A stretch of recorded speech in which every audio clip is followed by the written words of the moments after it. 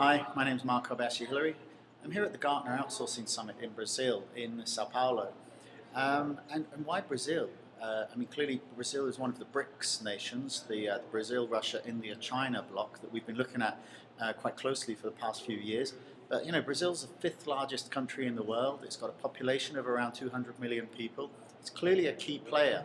Brasscom is the trade association that represents the high-tech industry in Brazil.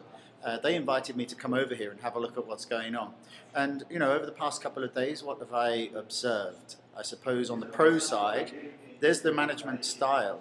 Clearly, there's a very, very flexible management style that the Brazilians employ. It's very, very flexible. It's very adaptable and agile, and that's clearly a key benefit in terms of outsourcing. They also have some specialities, some focus areas here, particularly things like open source software development, where they're particularly strong. And don't forget, you're talking about an IT industry here that goes back for decades. Right back to the early days of the mainframes. There's been Brazilian technology firms.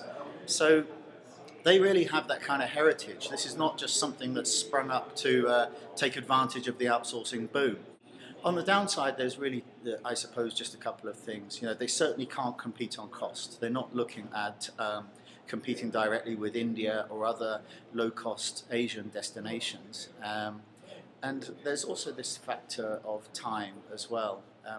I've heard stories about organizations that are not responding to tenders until after the tender is closed because they don't want to appear too keen to win the contract. So there's a sort of relaxed attitude, and so that kind of goes back to what I was saying before about the style. Being more agile, adaptable, and relaxed about SLAs can be a benefit, but it can also be a downside as well sometimes.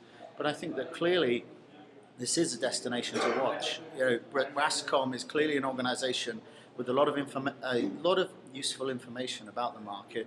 And you're looking at a country that's just announced growth figures of 9% in the first quarter of 2010. That's the fastest economic growth in Brazil for 14 years. So definitely one place to watch.